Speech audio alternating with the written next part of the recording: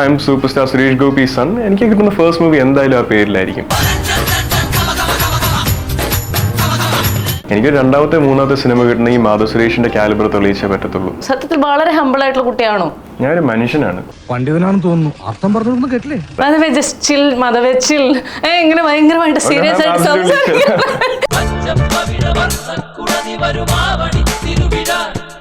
ഇപ്പൊ മാധവിനൊരു girl friend ഉണ്ടോ? എനിക്കൊരാളെ ഇഷ്ടമാണ്. ഈ പാരന്റ്സ് പെറ്റ് എന്ന് വിളിക്കുന്ന ആരെയായിരിക്കും? Youngest I have to say me. ഏറ്റവും നോട്ടി ആയിട്ടുള്ള കിഡ് ആരായിരിക്കും? ഒരാൾ പെട്ടെന്ന് കല്യാണം കഴിച്ച് പോവാന്നൊക്കെ പറയുമ്പോൾ പ്രത്യേകിച്ച് ബ്രദേഴ്സിന് ഭയങ്കര പെയിൻ ആയിരിക്കും. അതെ, ബാഗിയുടെ കല്യാണം നമ്മുടെ ഫാമിലിയിലെ ഫസ്റ്റ് മാരേജ് ആയിരുന്നു. ആ സമയത്തൊരു മിക്സ്ഡ് ഇമോഷൻസ്. ശ്രേയസിനെ നമുക്ക് ഏകദേശം അറ്റ് ദാറ്റ് പോയിന്റ് 9 years ആയിട്ട് പരിചയമുള്ള പുതിയൊരു അളിയനെ മീറ്റ് ചെയ്യുന്ന പോലെ അല്ലേ, നമ്മുടെ കൂടെ ഉള്ള ഒരാളെ തന്നെ ചേച്ചി വിവാഹം കഴിക്കുന്നു എന്നുള്ള ഒരു ഫീലിംഗ് ആയിരുന്നു. അച്ഛൻ രാഷ്ട്രം എന്നൊരു സിനിമയില് പക്ഷെ ഒരു പടക്കം എറിയത്തില്ല, കൈ വെച്ച് ബാക്കിലോട്ട് വലിച്ചിട്ട് ഇതിന്റെ ടൈമിംഗ് ആക്ച്വലി തെറ്റിപ്പോയി. എറിഞ്ഞപ്പോഴത്തേക്കും കൈയിന്റെ ഈ ഡിസ്റ്റൻസ് വെച്ചാൽ പൊട്ടി. ഫുട്ബോൾ പ്ലെയർ ആവണമെന്ന് ഭയങ്കരമായിട്ട് ആഗ്രഹിച്ച ആൾക്ക് പിന്നീട് എന്ത് സംഭവിച്ചു? കുറെ ഡിസിപ്ലിൻ പോയി. അതിനുവേണ്ടി ഞാൻ ഒരു 2-3 ഇഞ്ചുറീസ് വന്നപ്പോൾ ഞാൻ ഗിവ് അപ്പ് ചെയ്തു. ആ സമയത്ത് അച്ഛൻ്റെ അടുത്ത് ഞാൻ ഫുട്ബോൾ ബൂട്ട്സ് വാങ്ങിത്തരാൻ ചോദിച്ചു ദുബായ് പോയ സമയത്ത്. അച്ഛൻ പ്രൊഫഷണൽ ലെവൽ പ്ലേയേഴ്സ് യൂസ് ചെയ്യുന്ന ക്വാളിറ്റിയുള്ള ബൂട്ട്സ് ആണ് എനിക്ക് വാങ്ങിക്കേണ്ടി വന്നത്. എൻ്റെ ചേട്ടൻ ഒരുപാട് ഈ കരിയറിൽ അനുഭവിച്ചിട്ടുള്ള ഒരാളാണ്. നെപ്പോട്ടിസം എന്ന് പറയുമ്പോഴത്തേക്ക് എല്ലാവരും വിചാരിക്കും അതിന്റെ പോസിറ്റീവ്സ് മാത്രമേ കിട്ടത്തുള്ളൂ. അതേപോലെ ഒരു അസോസിയേഷനിൽ വരുന്ന കുറെ നെഗറ്റീവ്സ് ഉണ്ട്. ആ നെഗറ്റീവ്സ് ഒരുപാട് ഫേസ് ചെയ്തിട്ടുള്ള ആളാണ് എൻ്റെ ചേട്ടൻ. പിടിക്കും SI പീതാംബരനെ പിടിച്ചവന്റെ കൂമ്പിനിട്ട് ഇടിക്കുമെന്ന് പറഞ്ഞൊരു ഡോറ് തള്ളി നേരെ പോയിട്ട് വീഴുമ്പോഴത്തേക്കും ഒരു പെണ്ണിന്റെ മുകളിലൂടെ വീണത്. നേരെ വന്നിരുന്ന് എന്താ പേര് 2-3 സീൻസ് കണ്ടപ്പോഴത്തേക്കും ഓർമ്മ ഐ തിങ്ക് അതുക്കുമേലെന്ന് പറയുന്നത് കണ്ട് എന്നെ നോക്കി ചിരി ഇടിച്ചിട്ട് നീ ഡയലോഗ് ഒക്കെ ഇടിച്ചല്ലേടാന്ന് പറഞ്ഞു. എന്റെ ഒരു ആക്ഷൻ സീൻ കണ്ടിട്ട് ഡയറക്ടറോട് പറഞ്ഞു എന്തോ എന്നോട് പുള്ളിയില്ല, എന്നോട് ബ്ലഡ് ഇല്ല, കാണത്തില്ല എന്നുള്ള രീതിയിൽ അച്ഛൻ പറഞ്ഞായിരുന്നു. മെയിൻ ഈ ട്രോൾസിൻ്റെ അടുത്ത് എനിക്ക് പറയുള്ളൂ ഇത്രയേ ഉള്ളൂ.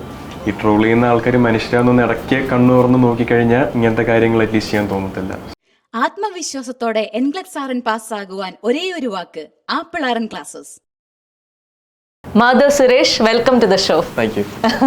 ഭയങ്കര ടെൻഷൻ ഉണ്ടോ സിനിമ? കാരണം അച്ഛൻ ഇങ്ങനെ ഭയങ്കര സൂപ്പർ സ്റ്റാർ ആയിട്ട് ഇങ്ങനെ നിൽക്കുമ്പോഴത്തേക്കും മക്കൾ എന്ത് ചെറിയ മൈന്യൂട്ട് മിസ്റ്റേക്ക് വരുത്തിയാലും ആൾക്കാർ തെറി വിളിക്കും. അപ്പൊ അതുകൊണ്ടുള്ള ഒരു ടെൻഷൻ ഉണ്ടോ? ഒബ്വിയസ്ലി സുരേഷ് ഗോപി എന്നുള്ള ടാഗ് ഉള്ളതുകൊണ്ട് കമ്പാരിസൺ വരും. People are entitled to their opinion. എനിക്ക് അറിയാവുന്ന കാര്യങ്ങൾ തന്നെ. ആണോ?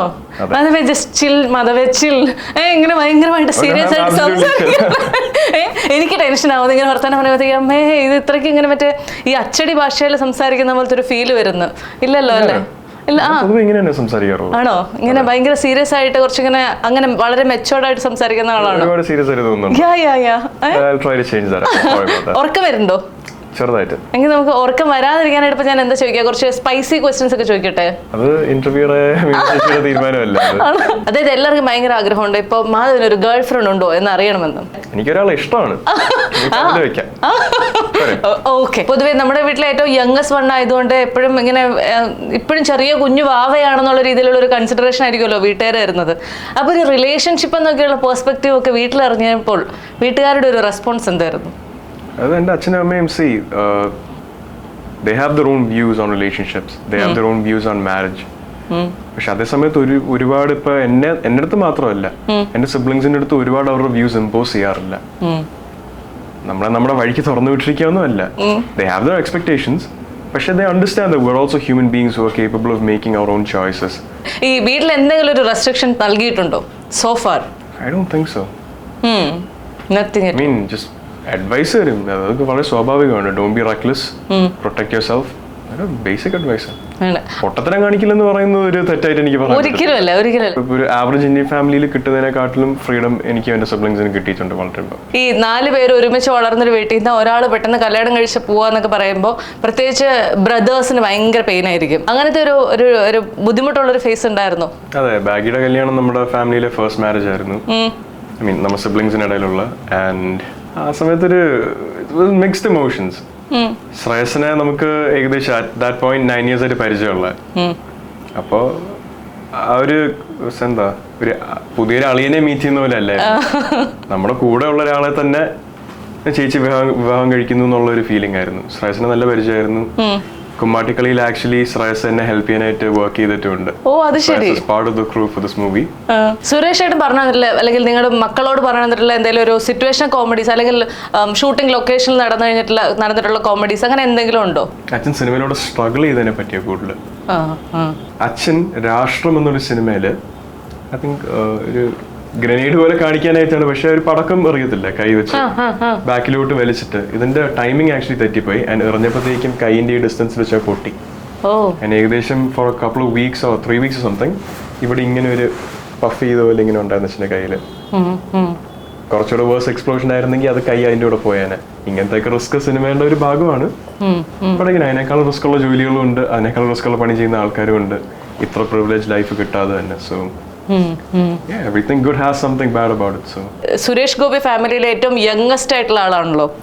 അപ്പോൾ അതുകൊണ്ട് തന്നെ വളരെ പാമ്പേർഡ് ചൈൽഡ് ആണോ, സ്പോയിൽ ബ്രാറ്റ് ആണോ എന്ന് ചോദിച്ചു കഴിഞ്ഞാൽ കുറച്ച് കമ്പയർ ടു മൈ സിബ്ലിങ്സ്, എന്റെ ചേച്ചി, എന്റെ തൊട്ട് മുകളിലത്തെ ആളാണ് എന്റെ ഉദ്ദേശത്തിൽ ഏറ്റവും സ്പോയിൽഡ് ആയിട്ടുള്ളത്.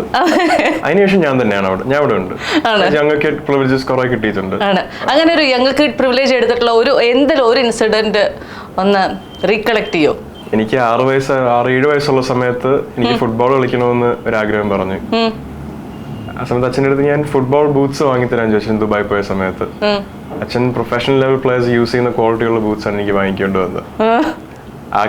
ആ ഒരു ബൂട്ട് വാങ്ങിത്തരാനായിരുന്നു ഞാൻ ചോദിച്ചത്. എനിക്ക് അതിന്റെ വിലയൊന്നും അറിയത്തില്ല, പക്ഷെ അങ്ങനത്തെ കാര്യങ്ങൾ ഡിമാൻഡിങ് ആവുക ചെറുപ്രായത്തിലുള്ള കാര്യങ്ങളാണ്. പിന്നെ ഓവറോൾ വളർന്നു വരുന്ന സമയത്ത് അത് കുറെ മാറി. എനിക്കിങ്ങനെ മാധവനോട് സംസാരിക്കുമ്പോഴത്തേക്കും മാധവ് വളരെ കുറച്ച് സംസാരിക്കുന്ന ഒരാളായിട്ട് ഫീൽ ചെയ്യുന്നു. അങ്ങനെയുണ്ടോ? എന്റെ ഉദ്ദേശത്തിൽ ഞാൻ ഒരു 2-3 വർഷം മുന്നേ വരെ ഒരുപാട് സംസാരിക്കുന്ന ഒരാളായിരുന്നു എന്നുള്ള തോട്ട് എനിക്കുണ്ടായിരുന്നു. നമ്മുടെ സർക്കംസ്റ്റാൻസസ് ചേഞ്ച് ചെയ്യത്തില്ലേ. എന്റെ വേർഡ്സ് എവിടെ വാല്യൂബിൾ ആണ് അവിടെ ഞാൻ സംസാരിക്കും. ഒരു പരിധിക്കുള്ളിൽ പറഞ്ഞുകൊണ്ടിന്റെ കാര്യമില്ല. എന്തെങ്കിലും ഒരു പോയിന്റ് ഉണ്ടെങ്കിൽ അത് എക്സ്പ്രസ് ചെയ്യുക, correct number of words use ചെയ്യുക, ദാറ്റ്സ് ഇറ്റ്. മറ്റേ മനസ്സിലാക്കി പിന്നെ കുഴപ്പമില്ലല്ലോ. ഈ മാധവ് എന്ന് പറയുമ്പോഴത്തേക്കും നമ്മള് കളിയാക്കി പറയാറുണ്ട് എം എ ധവാൻ എന്ന്. അങ്ങനെ ആരെങ്കിലും വിളിക്കാറുണ്ടോ? എം എ ധവാൻ എന്റെ ചേട്ടനെ ഇടയ്ക്ക് വിളിക്കാറുണ്ട്. ആണോ? എം എ ധവാൻ വിളി വരാറുണ്ട് ഇടയ്ക്ക്. ആണ്. ഗോകുലിനോട് സംസാരിക്കുമ്പോഴും മാധവനോട് സംസാരിക്കുമ്പോഴും ഒക്കെ ഭയങ്കര ഹമ്പിൾ ആയിട്ട് ഫീൽ ചെയ്യുന്നു. സത്യത്തിൽ വളരെ ഹമ്പിൾ ആയിട്ടുള്ള കുട്ടിയാണോ? ഞാനൊരു മനുഷ്യനാണ്. മറ്റുള്ള മനുഷ്യരെ എന്നെ പോലെ മനുഷ്യരായി കാണുന്ന ഒരു മനുഷ്യനാണ്. ആണ്. മാധവനോട് ഒരുപക്ഷെ ഫ്രണ്ട്സ് ആയിട്ടാണെങ്കിലും അല്ലെങ്കിൽ ആരെങ്കിലും ഒക്കെ ആയിട്ട് എപ്പോഴും ചോദിച്ചിട്ടുള്ള ഒരു റിക്വസ്റ്റ് ആയിരിക്കും, അച്ഛൻ്റെ ഏതെങ്കിലും ഒരു ഡയലോഗ് ഒന്ന് റീക്രിയേറ്റ് ചെയ്യാൻ പറ്റുമെന്ന്. ഒരു തവണയെങ്കിലും അതിന് ശ്രമിച്ചിട്ടും ഉണ്ടാവും. ഞാൻ സത്യം പറയുകയാണെങ്കിൽ ഞാൻ ശ്രമിച്ചിട്ടില്ല. എന്നാലും കാര്യം again when you're referring to Suresh Gopi as my father, ഇങ്ങനെ ഒരു കോൺവെർസേഷൻ അവിടെ വരുന്നില്ല. ഞാനിപ്പോ ഒരു ആക്ടറാണ്. അതേ ഇൻഡസ്ട്രിയിൽ 30+ years വർക്ക് ചെയ്ത് ഒരു റെപ്യൂട്ടേഷൻ ബിൽഡ് ചെയ്ത ഒരു ആർട്ടിസ്റ്റിന്റെ വർക്ക് ഞാൻ മിമിക് ചെയ്യണമെങ്കിൽ എനിക്ക് അതിനുള്ള കോൺഫിഡൻസ് ഇല്ല. എന്നാലും നമ്മുടെ അച്ഛന്റെ വർക്ക് അല്ലേ, എനിക്ക് മിമിക് ചെയ്യാൻ എന്നിൽ തന്നെ കോൺഫിഡൻസ് ഉള്ള കുറച്ച് ലൈൻസ് ഓഫ് വർക്ക് ഉണ്ട്. കോമഡി, ഞാൻ കോമഡി ആർട്ടിസ്റ്റിനെയാണ് ഏറ്റവും കൂടുതൽ ഞാൻ കണ്ടിട്ടുള്ളത്. എന്റെ favourite line of movies comedy movies ആണ്. എന്റെ ഫേവറേറ്റ് ആക്ടർ എന്ന് വെച്ചാൽ വിത്ത് ആൻഡ് വിതൗട്ട് ബയസ് എന്റെ അച്ഛൻ തന്നെയാണ്. പക്ഷെ എനിക്ക് ഏറ്റവും ഇഷ്ടമുള്ള സിനിമ കോമഡി മൂവീസാണ്. അപ്പൊ അതിലാരെങ്കിലും മിമിക് ചെയ്യാൻ, ഏതെങ്കിലും ഒരു പെർട്ടിക്കുലർ സീൻ എടുത്ത് മിമിക് ചെയ്യാൻ ചോദിക്കാൻ പറഞ്ഞാൽ ചിലപ്പോൾ എനിക്ക് ചെയ്യാൻ പറ്റും. അങ്ങനെയാണ് ഞാൻ അങ്ങനെ ഒരു റിക്വസ്റ്റ് പറഞ്ഞു കഴിഞ്ഞാൽ ഏതായിരിക്കും ചെയ്യാൻ സാധ്യതയുള്ളത്? I'll give you the liberty of suggesting something to me. Oh my God. ചെയ്യണം എന്റെ അടുത്ത് പറഞ്ഞു. എനിക്കത് കഴിവുണ്ടെങ്കിൽ ഞാൻ ചെയ്തു തരാം. 3 ഓപ്ഷൻ തരും, 3 എനിക്ക് അറിയത്തില്ലെങ്കിൽ CID മൂസ. അതെല്ലാം ഭയങ്കര സീൻ പ്ലേസ്മെന്റ് ഉള്ള കോമഡി. അതാ ഓരോ സീനിനും ആപ്റ്റ് ആയ കോമഡി അല്ല, ഡയലോഗ് കൊണ്ട് പറയുന്നോ അല്ലെങ്കിൽ ഒരു പെർട്ടിക്കുലർ ആക്ഷനോ കൊണ്ടോ അല്ല. അതില് മെമ്മറിയിൽ സീൻ പറയുകയാണെങ്കിൽ ജഗദീഷ് സാർ ആ സ്കൈലൈൻ 12B ഫ്ലാറ്റിൽ നിന്ന് പിടിക്കും ഈ SI പീതാംബരവനെ പിടിച്ചവന്റെ കൂമ്പിനിട്ട് ഇടിക്കുമെന്ന് പറഞ്ഞൊരു ഡോറ് തള്ളി നേരെ പോയിട്ട് വീഴുമ്പോഴത്തേക്കും ഒരു പെണ്ണിന്റെ മുകളിലൂടെ വീണത്. നേരെ വന്നിരുന്ന് എന്താ പേര് ഇതൊക്കെ ഭയങ്കര കോൺടെക്ച്വൽ ആയ കോമഡിയാണ്. അതെ, അങ്ങനെയാണെങ്കിൽ വേറൊരു സിനിമ പറയട്ടെ. ടു കൺട്രീസിലെ സീനോ? അതെനിക്ക് ഒരേ ഒരു സീനേ അറിയാവുള്ളൂ. അതേതാണ്? How can I help you? അത് കനേഡിയൻ ആക്സെന്റിൽ ഇംഗ്ലീഷ് സംസാരിക്കാൻ നമ്മുടെ സുരാജ് ചേട്ടൻ കണ്ടുപിടിച്ചൊരു ടെക്നീക്കാണ്. ഒരു അമ്മ ഇൻഫ്ലുവൻസ് മാധവിൽ ഉണ്ടായിട്ടുണ്ടോ? തീർച്ചയായിട്ടും. What is it? Their relationship, their husband and wife relationship. My father was the provider and my mother was the sustainer. അച്ഛൻ കൊണ്ടുവരും, അമ്മ നിലനിർത്തും. അത് അവര് തമ്മിലുള്ള ഒരു അഗ്രിമെന്റ് എന്ന് പറയുന്നില്ല, അത് അവരുടെ റിലേഷൻഷിപ്പ് ഡൈനാമിക് അങ്ങനെയാണ്. അപ്പോ ഞാൻ കൂടുതൽ ടൈം സ്പെൻഡ് ചെയ്തുള്ള എന്റെ അമ്മയുടെ കൂടെയാണ്. അമ്മയിൽ നിന്ന് എടുത്ത ഒരു ക്വാളിറ്റി എന്തായിരിക്കും? എവിടെ എന്ത് പറയണമെന്നുള്ളത് അമ്മയുടെ നിന്നാണ് ഞാൻ പഠിച്ചത്. അതെ, എവിടെ എന്ത് പറയണമെന്ന് അറിയുന്നെന്ന് പറയുന്നത് നമ്മുടെ എനർജിയോ നമ്മുടെ വാക്കുകളോ വെറുതെ വേസ്റ്റ് ചെയ്യരുത്. നമ്മളെ വാല്യൂ ചെയ്യുന്നിടത്ത് സംസാരിക്കുക. നമ്മൾ പറയുന്ന കാര്യങ്ങൾ സെൻസിബിൾ ആണെന്ന് ഉറപ്പുവരുത്തുക. പൊട്ടത്തര വരുന്ന വിളമ്പരുത്. ഓക്കെ, നിങ്ങൾ 4 മക്കളിൽ ഏറ്റവും നോട്ടി ആയിട്ടുള്ള കിഡ് ആരായിരിക്കും? 100%. അതെന്താണ്, പാമ്പേർഡ് ചൈൽഡിന്റെ ആണോ? ഐ മീൻ ഇതെന്റെ ഒപ്പീനിയൻ ആണ്. ചേട്ടന്റെ കുഞ്ഞിലത്തെ കഥകൾ കേട്ട് ലൈക്ക് ആൾക്കാർ പറയുന്നത് വെച്ചൊക്കെ എനിക്ക് അറിയാവുന്നേ ഉള്ളൂ. ഞാൻ ഓബിയസ്ലി കണ്ടിട്ടില്ല ആ സമയത്ത്. ചേട്ടനായിരുന്നു ഏറ്റവും കുസൃതി എന്നാ പറയുന്നത്. പക്ഷെ ഞാൻ കാണിച്ചിട്ടുള്ള പണിയൊക്കെ വെച്ച് നോക്കുമ്പോഴത്തേക്ക് എനിക്ക് എന്നെ തന്നെ അത്യാവശ്യം ഒരു കുസൃതി ചെറുക്കനായിരുന്നു എന്നുള്ളത്. എന്തെങ്കിലും ഒരു കാര്യം ഓർമ്മയിലുണ്ടോ നമ്മൾ ഉണ്ടാക്കി വെച്ചിട്ടുള്ള മറ്റേ ഗുലുമാലുകൾ? ഞാൻ കുറച്ച് ഹൈപ്പർ ആക്റ്റീവ് ആയിരുന്നു ആസ് എ ചൈൽഡ്. ഞാൻ സ്കൂളിൽ I love the subject mathematics. ഞാൻ ഫസ്റ്റിലും സെക്കൻഡിലും ഒക്കെ പഠിക്കുമ്പോഴത്തേക്കും ഞാൻ എൻ്റെ books within the first 3 months of the school year എൻ്റെ ഫുൾ ടെക്സ്റ്റ് ബുക്ക് ഒക്കെ ഞാൻ ഇരുന്ന് തീർത്തിട്ട് ഞാൻ ബാക്കി പിള്ളേരെ മാത്സ് പീരീഡിന്റെ സമയത്ത് ക്ലാസ്സിൽ പോയി ഞാൻ ശല്യപ്പെടുത്തുമായിരുന്നു. ഓ, അങ്ങനെയൊക്കെയുള്ള കാര്യങ്ങളുണ്ടായിരുന്നു. വേറൊന്നും കൊണ്ടല്ല, എനിക്ക് ബോറടിക്കുന്നതുകൊണ്ട് എൻ്റെ എനർജി ഡൈവേർട്ട് ചെയ്യാൻ വേണ്ടി ഞാൻ അവിടെ എന്തുകൊണ്ടും ചെയ്യുമായിരുന്നു. അതിൽ ഏറ്റവും സ്റ്റുഡിയസ് ആയിട്ടുള്ള കുട്ടി ആരായിരുന്നു? വുഡ് ബി ഭാഗ്യ. നമ്മളെല്ലാം അക്കാഡമിക്കലി അബവ് ആവറേജ് എന്ന് ഞാൻ പറയത്തുള്ളൂ. But she's the one that put the most amount of effort into studies. ഈ പാരന്റ്സ് പെറ്റ് എന്ന് വിളിക്കുന്ന ആരെയായിരിക്കും? Youngest I have to say me. So ഏറ്റവും ഇമോഷണൽ ആയിട്ടുള്ള ആളാരാണ്? all of us. ആണോ? അതെന്താ അങ്ങനെ? I guess കാര്യം കുഞ്ഞിലെ തൊട്ട് അച്ഛനെ പറ്റി ഒരുപാട് ആൾക്കാർ പറയുന്നതും കേട്ട് അങ്ങനെ ഒരു മോൾഡില് ഹേർട്ടായി വളർന്നവരാണ് നമ്മള്. കുറെ പ്രിവിലേജസ് ഉണ്ട് ഈ ലൈഫിന്. പക്ഷെ അതേപോലെ തന്നെ കുറെ പെയിനിലൂടെ വളർന്നവരാണ് നമ്മൾ. അതാരൊക്കെ അക്നോളജ് ചെയ്താലും ഇല്ലെങ്കിലും ആ പെയിൻ അവിടെ വാലിഡ് ആണ്. സോ അങ്ങനെ എല്ലാവരും അത്യാവശ്യം ഇമോഷണൽ ആയിട്ടുള്ള ആൾക്കാർ തന്നെയാണ്. അല്ലേ? ആദ്യത്തെ മൂവി കണ്ടു കഴിഞ്ഞപ്പോൾ അച്ഛന്റെ റിയാക്ഷൻ എന്തായിരുന്നു? JSK ആണ് ആദ്യത്തെ മൂവി. അത് ഇറങ്ങിയിട്ടില്ല. എന്നാലും അച്ഛനൊക്കെ പ്രീമിയർ ഒക്കെ കണ്ടു, അല്ലെങ്കിൽ അങ്ങനെ കണ്ടിട്ടുണ്ടാവില്ലേ? എത്തിയിട്ടില്ല, ഇപ്പോഴും പോസ്റ്റ് പ്രൊഡക്ഷനിൽ നിൽക്കുക. ഓ, അത് ശരി. അങ്ങനെയാണെങ്കിൽ കുമ്മാട്ടിക്കളിയുടെ ഒരു പ്രീമിയറോ അങ്ങനെ എന്തെങ്കിലും ഒരു ഫസ്റ്റ് ഷോ എന്തെങ്കിലും കണ്ടിട്ടുണ്ടോ? അങ്ങനെ ഒരു ഷോ ആയിട്ട് കണ്ടിട്ടില്ല. 2-3 ഫുട്ടേജസ് കണ്ടിട്ടുണ്ട്. 2-3 സീൻസ് കണ്ടപ്പോഴത്തേക്ക് പറഞ്ഞു. ഐ തിങ്ക് അതുക്കുമേലെന്ന് പറയുന്നത് കണ്ട് എന്നൊക്കെ ചിരിച്ചിട്ട് നീ ഡയലോഗ് ഒക്കെ ഇടിച്ചല്ലേടാന്ന് പറഞ്ഞു. ആൻഡ് എന്റെ ഒരു ആക്ഷൻ സീൻ കണ്ടിട്ട് ഡയറക്ടറോട് പറഞ്ഞു എന്തോ some conversation went down between them. Sir എന്തോ ரொம்ப സൂപ്പറായി ഇരിക്കുന്നു അച്ഛനടുത്ത് പറഞ്ഞപ്പോഴത്തേക്കും എന്നോട് പുള്ളിയില്ല, എന്നോട് ബ്ലഡ് ഇല്ല, കാണത്തില്ല എന്നുള്ള രീതിയിൽ അച്ഛൻ പറഞ്ഞായിരുന്നു. സോ ചേട്ടനും അച്ഛനും തന്നിട്ടുള്ള ഓരോ അഡ്വൈസുകൾ എന്താണ്? അച്ഛൻ എനിക്ക് വളരെ ജനറിക് ആയിട്ട് ലൈഫ് എങ്ങനെ മുന്നോട്ട് കൊണ്ടുപോകണമെന്നുള്ള അഡ്വൈസ് തന്നിട്ടുള്ളത്. അച്ഛൻ always want us to be independent. അപ്പൊ സിനിമയുടെ കാര്യത്തിലാണെങ്കിലും എക്സ്റ്റേണലി ആളുടെ പൊസിഷനോ പവറോ യൂസ് ചെയ്ത് നമ്മുടെ സിനിമയുടെ കാര്യത്തിനുള്ള ഒരു വർക്കും ചെയ്യത്തില്ല. എന്റെ ചേട്ടൻ is A prime example of that.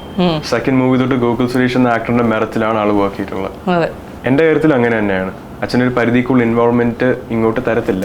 എന്തെങ്കിലും അഡ്വൈസ് ചോദിച്ചാലോ ഹെൽപ്പ് ചോദിച്ചാലോ ഇങ്ങനെ ചെയ്താൽ നല്ലതായിരിക്കും എന്ന് പറയും. He won't go out of his weight for our development in our career. He thinks we should build it independently.